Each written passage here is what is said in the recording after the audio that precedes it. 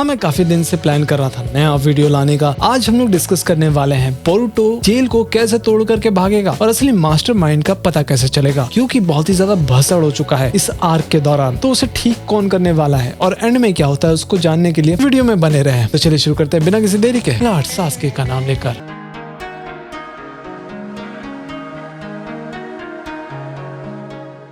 अब पूरा prison lockdown में था। सब प्रिजनर्स अपनी अपने सेल में बंद कर दिए जाते हैं। बोरुतो तुरंत अपने सेलमेट से कहता है सब अपना सामान चेक करो। फिर बोरुतो और मिसकी सबको एक्सप्लेन करते हैं कि मेडिकल वार्ड का वुडन टैग चोरी हुआ और उस टैग के बिना कोई भी अंदर जा ही नहीं सकता। कोकुरु पर अटैक किसी अंदर के प्रिजनर ने ही किया होगा। कमाता को बोरुतो पर डाउट होता है। उसे लगता है कि बोरुतो शायद सुकुयो के साथ मिला हुआ है, लेकिन आराई बोरुतो को सपोर्ट करता है और कहता है कि बोरुतो झूठ नहीं बोल रहा है। तभी बेंगा पूरा अनाउंसमेंट करता है कि मेडिकल टैग का खोजबीन चालू करना होगा। अगर टैग किसी के सेल में मिल गया और कल्प्रिट का नाम पता नहीं चला तो पूरे सेल की सेंटेंस बढ़ा दी जाएगी और सबको सॉलिटरी कन्फाइनमेंट में भेज दिया जाएगा। वहीं शारदा चाहती थी कि वो सुकुयो से डायरेक्टली सवाल करे। मुजो बोलता है कि एक गार्ड साथ जाएगा क्योंकि सुकुयो काफी ज्यादा खतरनाक है। बोरुतो जब कोकुरी पर अटैक डिस्कस कर रहा था ना, तो कमाता बोलता है कि अटैकर बहुत ही ज्यादा बेवकूफ है, मैं होता तो काम बिगड़ने नहीं देता। ये लाइन थोड़ा सा चौंका देने वाला था। कमाता फिर कोकुरी को भड़काता है, बता सुकुयो तुझे क्यों मरवाना चाहता है। तभी आराई बीच में आ जाता है और बोरुतो को वार्न करता है कि कमाता बहुत ही ज्यादा उसे कन्विंस कर रहा था। वो कोई भी वैल्यूएबल इन्फो को अपने फायदे के लिए यूज करेगा। जब कमाता फाइट करने की एक्टिंग करता है, अराई उसको पकड़ लेता है। फिर अराई शांति से बोरुतो को एक और वार्निंग देता है कि केदामा को हल्के में मत लेना। वो दिखावा करता है कि उसे कोई फर्क नहीं पड़ता, लेकिन वो बहुत ही ज्यादा चालाक है। फिर अराई बोलता है कि तू मेरा वाला जगह चेक कर लो, लेकिन कमाता अपना बंक सर्च करने से मना कर देता है। फिर अराई पॉइंट आउट करता है कि कमाता अक्सर गार्ड है ही से बात करता रहता है, शायद इसी तरह सुकुयो से ही ये कनेक्टेड होगा। तो कमाता भी बोल देता है कि मैंने तो अराई को कल मेडिकल वार्ड में जाते हुए देखा था। फिर अराई एक्सप्लेन करता है कि वो कैफेटेरिया गया था एक स्मगलर से मिलने के लिए। वो प्रूफ के तौर पर चॉकलेट भी दिखाता है, लेकिन अभी तक सर्च चल रहा था। इधर शारदा सुकुयो का इंटरव्यू लेती है। सुकुयो हंसता है और कहता है कि तुम रिपोर्टर नहीं हो तो सच बताओ तुम यहाँ पर क्यों आई हो। शारदा का लगभग तो खेल खत्म ही हो गया था। वही कमाता फिर भी अपना बंक सर्च करवाने नहीं देता। गलती से कोकुरी केदामा के बंक की चेकिंग स्टार्ट कर देता है। केदामा बोलता है कि मैंने परमिशन नहीं दिया। इसी मोमेंट पर मिसकी एक बड़ा सा शॉक देता है। मिसकी केदामा के बेडशीट के अंदर से एक मेडिकल टैग निकाल लेता है। केदामा खुद भी शॉक हो जाता है। उसे पता ही नहीं था कि ये टैग वहाँ पर कैसे आया। अराई केदामा को डरपोक बोलता है और सच रिवील करने के लिए कहता है। एक्चुअली केदामा पहले बहुत ही अच्छा इंसान था, लेकिन वो चुपचाप गार्ड्स के लिए स्पाई करता था। उसने एक दोस्त को धोखा दिया था जो यहाँ से भागना चाहता था। बोरुतो और मिसकी केदामा की बात सुनने को रेडी ही नहीं होते, लेकिन अराई बिल्कुल ट्रस्ट नहीं करता। अराई जब मुजीना गैंग का नाम लेता है ना,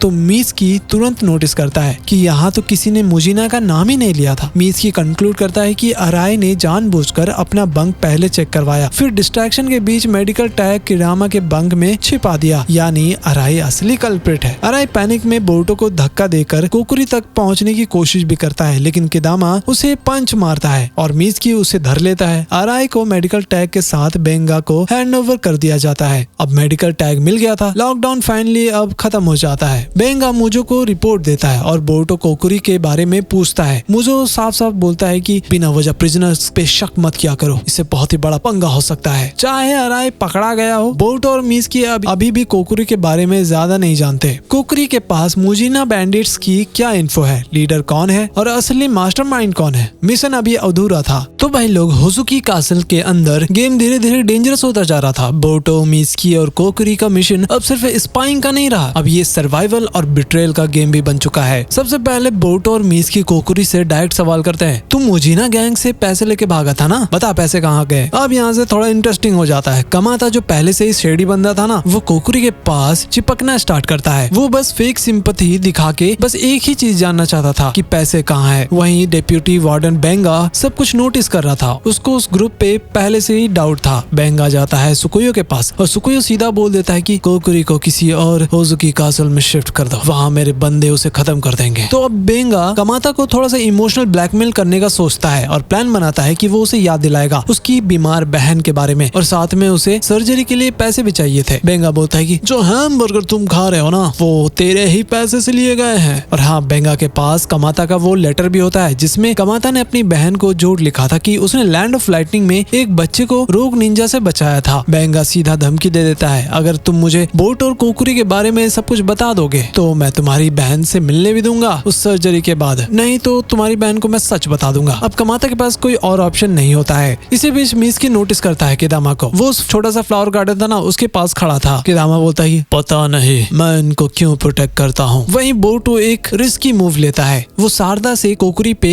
गेंजुत्सु लगवाना चाहता था, जिसमें कोकुरी को दिखाया जाता है कि सुकुयो बोटो को पीट रहा है और पैसे के बारे में पूछ रहा था। डर के मारे कोकुरी सच बोल देता है, मैंने सारे पैसे डोनेट कर दिए। और ये बात कमाता चुपके से सुन लेता है। फिर मित्सुकी वेरीफाई करता है और इस न्यूज में कंफर्म हो जाता है कि उसने मेडिकल फाउंडेशन को एक डोनेशन मिला है, यानी कोकुरी ने सच में पैसे चैरिटी को दे दिया। अब कोकुरी अपना पूरा पास्ट बताता है। वो पहले एक अकाउंटेंट था। हाँ, वो कंपनी के पैसे इधर उधर करता था। न्यूज पढ़ते पढ़ते उसे समझ आ जाता है कि ये पैसे मुजीना गैंग के रॉबरीज के हैं। डर के मारे वो भाग गया, लेकिन गलती से जो अभी हाल फिलहाल में रॉबरी का पैसा था ना, वो उसके पास ही रह गया। गिल्ट में उसने वो पैसे को डोनेट कर दिया। मुजीना गैंग ने उसे पहचान लिया था और उसका पीछा भी किया और कोकुरी उस वाटरफॉल में ही कूद जाता है अपनी जान बचाने के लिए। आखिर में रिडेम्पशन के चक्कर में एक औरत को वो चोर से बचाता है, लेकिन वो औरत ही एक जिप कतरी निकली और बेचारा कोकुरी फंस गया। ये सब सुन के कमाता हिल जाता है। उसको समझ आ जाता है कि उसकी बहन की सर्जरी का पैसा भी इसी डोनेशन से आया था। मतलब कोकुरी ने इनडायरेक्टली कमाता की बहन की जान बचाई थी। भाष्यकमारू और साए नारुतो को अपडेट करते हैं। कुसाकागुरे ने बोला है कि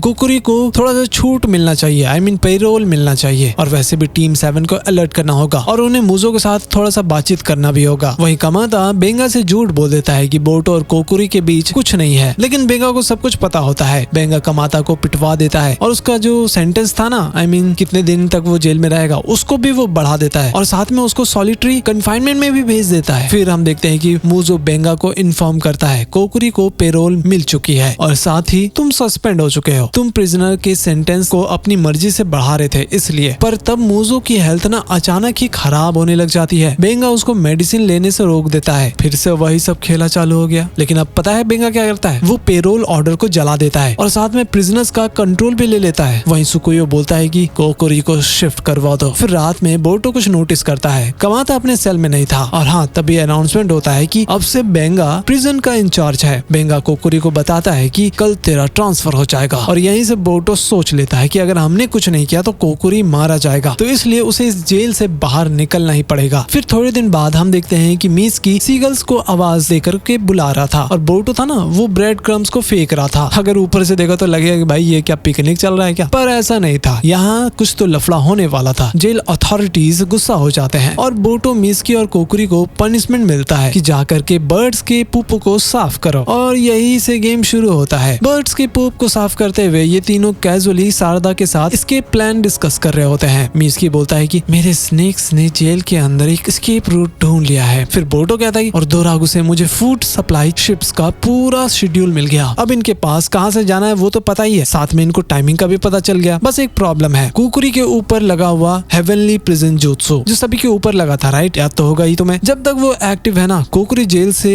एक स्टेप भी बाहर नहीं जा सकता। शारदा फिर बताती है कि उसके पीछे आके साइंस क्या है। प्रिजन के पास एक वाटर टैंक है जहाँ कोकुरी नहीं जा सकता और हाँ, एक नया अंडरग्राउंड सीवेज टैंक भी है जो अब उसे यूज कर सकते हैं। पर यहाँ पर एक ट्विस्ट आता है। प्रिजन के नीचे एक पुराना अनयूज्ड अंडर वाटर टैंक भी है और वहाँ पर ज्यादा सिक्योरिटी भी नहीं होंगे। तो शारदा प्लान बनाती है कि उस पुराने टैंक के वेल्व्स को सीक्रेटली ओपन कर देगी वो। फिर टैंक पानी से भरेगा और हेवनली प्रिजन थोड़ी देर के लिए बंद हो जाएगा और वो लोग डिसाइड करते हैं कि जैसे ही काम कंप्लीट होगा शारदा सिग्नल दे देगी। इसी बीच केदामा मित्सुकी के स्नेक को देख लेता है, लेकिन वो ज्यादा कुछ नहीं करता और बोलता है कि मैं तो बस बर्ड्स के पूप के लिए आया हूँ। पर मित्सुकी को थोड़ा सा डाउट हो जाता है। केदामा का पास्ट याद है उसे, अजीब सा था, लेकिन कोई जानने की जरूरत नहीं है। मित्सुकी शांति से उसका पीछा करता है और एक सेकंड में ही उसे अपने स्नेक से धर लेता है। केदामा तो चौंक जाता है कि तुम निंजुत्सु कैसे यूज कर सकते हो। हालांकि मित्सुकी केदामा को जज नहीं करता, बस शांति से बोलता है कि मैं भी कभी एनिमीज के बीच में ही था। और यही केदामा थोड़ा सा टूट जाता है। वो अपना पूरा पास्ट बताता है। उसका और उसके दोस्त कीकू का एक एस्केप प्लान था। वो लोग फ्रीडम चाहते थे पर केदामा लेट हो गया और हाँ, कीकू पकड़ा गया और आखिर में उसे मार दिया गया। और यहाँ बेंगा का असली चेहरा दिखाई देता है। बेंगा ने ये सारा कांड करवाया था और वो झूठ फैला दिया कि केदामा ने उसे धोखा दे दिया ताकि सभी प्रिजनर्स परेशान ना करे। लेकिन केदामा अभी मित्सुकी को बोलता है कि मैं उस टाइम पर नहीं आ पाया था, लेकिन मैं तुम लोगों को धोखा नहीं दूंगा। वहीं दूसरी तरफ दोरागु सीक्रेट सीक्रेटली बेंगा के लिए काम कर रहा होता है। वो रिपोर्ट करता है कि बोरुतो फूड शिप के बारे में पूछ रहा था और हाँ, शारदा सुकोयो से बेंगा के कनेक्शन पे सवाल कर रही थी। मतलब प्लान ऑलमोस्ट एक्सपोज होने ही वाला था। फिर बेंगा गार्ड्स भेजता है शारदा को ढूंढने के लिए, लेकिन शारदा अपना दिमाग लगाती है और कुछ डिस्ट्रैक्शन क्रिएट करके जो अंडरग्राउंड वाला टैंक था ना, उसका वेल्व को खोल देती है। मिशन अब पूरी तरह कंप्लीट होने वाला था, तभी बेंगा खुद आ जाता है। शारदा इनडायरेक्टली वार्न भी करती है, मुझे पता है कि तुम अपने पावर का गलत इस्तेमाल करते हो, लेकिन बेंगा बहुत ही ज्यादा गुस्सा हो गया था ये सुन करके। फिर वो फायर रिलीज से हमला भी करता है, लेकिन शारदा बच जाती है। लेकिन बेंगा के फायर अटैक से एक गैस लाइन में जाकर के वो हिट कर जाता है। और पता है वहाँ पर क्या होता है? एक्चुअली वहाँ पर बहुत ही बड़ा धमाका होता है, पूरा फ्लोर धंसने लग गया था और शारदा नीचे गिरती जा रही थी। वहीं केदामा सच सुनता है, पर वो चुप रहता है। केदामा को सुनाई दे रहा था कि शारदा की खोज को फिलहाल बंद करो और जो गैस लीक हो रहा है ना, उसके पास कोई भी नहीं जाएगा। उसे पता चल जाता है कि शारदा शायद खतरे में है, पर वो बोरुतो और मिज़ुकी को कुछ नहीं बताता। लेकिन वहीं बोरुतो को अभी तक सिग्नल नहीं मिला था, शारदा का कोई कंफर्मेशन आया ही नहीं था इसलिए। पर बोरुतो बोलता है कि मुझे शारदा पर पूरा भरोसा है। तो अब यहाँ से शारदा अंडरग्राउंड में फंसी हुई है। बेंगा ने पूरे प्रिजन को कंट्रोल कर लिया है और बोरुतो अब ब्लाइंड ट्रस्ट के साथ जेल को तोड़ करके भागने वाला है। ये सिर्फ एक एस्केप नहीं है भाई, यहाँ पर एक क्रांति होने वाला है। तो गाइस, जैसा कि तुम लोगों ने देखा कि पहले जो बैंडेड वाला आर्क चल रहा था ना, वो खत्म तो हो गया है, लेकिन साथ में कुछ नया आर्क भी चालू होने वाला है। और अब मुझे अंदर से उम्मीद तो आ रहा है कि कावाकी आ सकता है। नहीं आया ना तो भाई मैं छोड़ दूंगा, बता दे रहा हूँ, एक्सप्लेन करना। एनीवेज, वीडियो को लाइक और चैनल को सब्सक्राइब जरूर कर देना। Till then keep watching and play now.